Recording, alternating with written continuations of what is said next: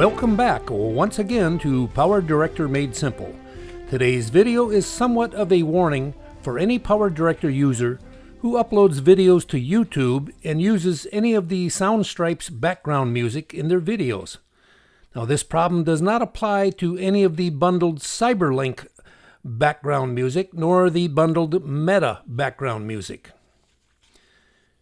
An earlier February of 2024 update to Power Director 365 added a new source for additional background music to Power Director.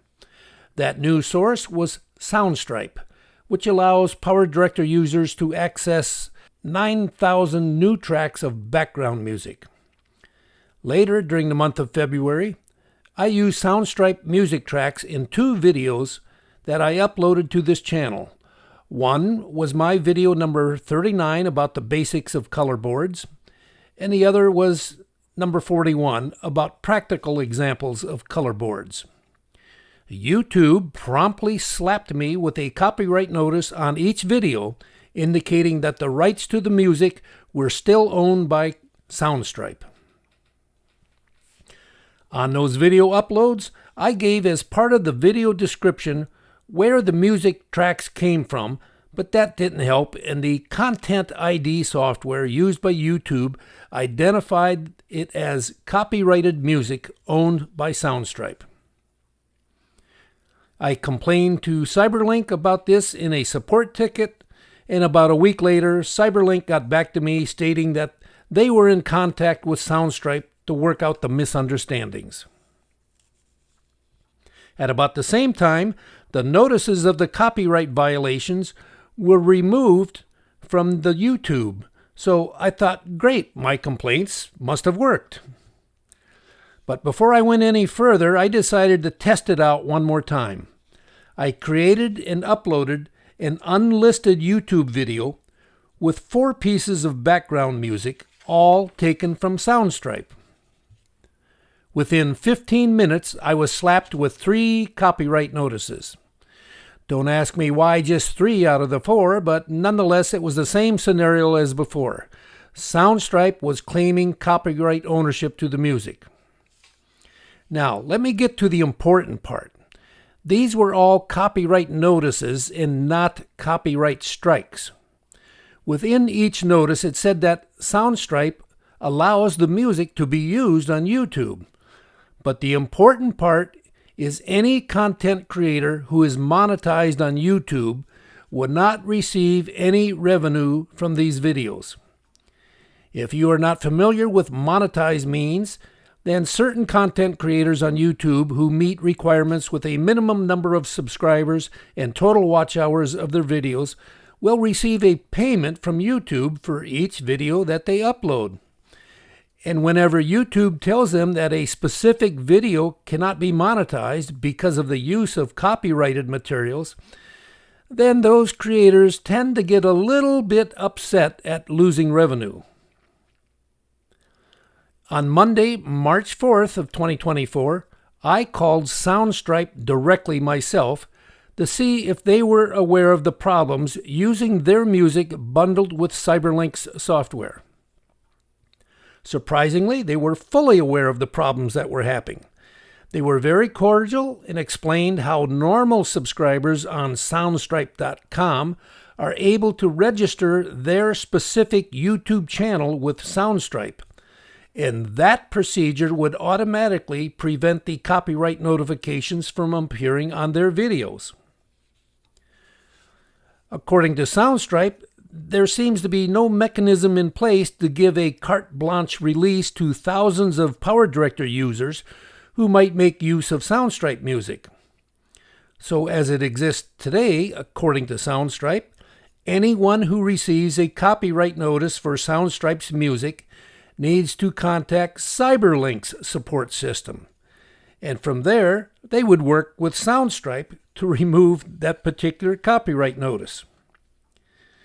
What that means is each and every time you use Soundstripe's music and receive such a copyright notice, you will have to create a support ticket with Cyberlink and wait a week or so for Cyberlink to respond, and hopefully that problem will go away. As I previously stated, these copyright notices really affect only those content creators who wish to be monetized for their videos. If you have a YouTube channel and could care less about your video creations ever becoming monetized, then continue to use Soundstripe's music as you wish.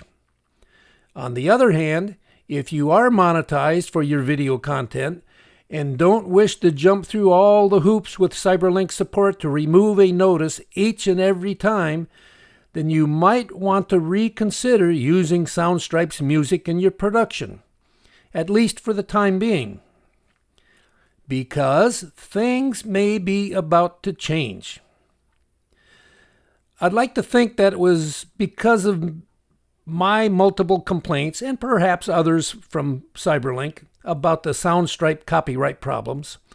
On March the 4th, 2024, I received notice from Cyberlink that they have apparently worked out a potential solution with Soundstripe, and that solution could be included in a program update coming out at the end of this month, March 2024. Now, you would think that when the original agreements between Soundstripe and Cyberlink were being created, somebody should have brought up the copyright problem and the inability of Cyberlink users to monetize videos using Soundstripe's music, especially somebody on the Soundstripe end of the table. I can only assume that Soundstripe was happy to get their music listings bundled with a software provider, and either failed to think about the monetization significance or intentionally decided not to mention the potential problem at all. And meanwhile, Cyberlink may have assumed that there'd be no kind of a copyright problem, or they never even thought about the impact on monetization. Now, either way, as an end user, I would expect that those high-salaried people in the licensing departments would have these things ironed out before releasing the Soundstripe package to the users of PowerDirector.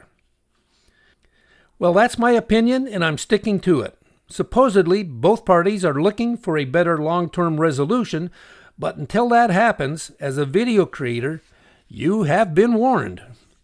And as we wait for that possible solution to appear, here's another thing that bothers me. Taken directly from Cyberlink's website for What's New in PowerDirector 365, notice that for February it mentions the new package from Soundstripe. It also says, filter by mood, characteristic, or genre to instantly find the perfect music track. Well, let's see what they actually delivered. Now here is the Soundstripe listing for background music.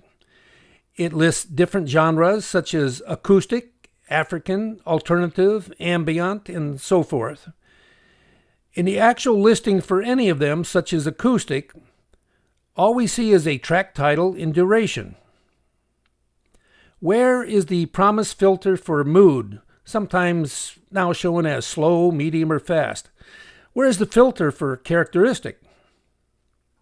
And there is no sorting capability.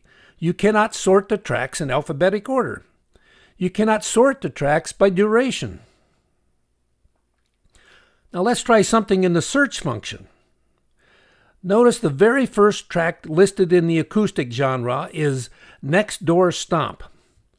Now what if you wanted that track but couldn't quite remember the exact name? All you knew was the word stomp. So let's try a search for stomp and see what is returned.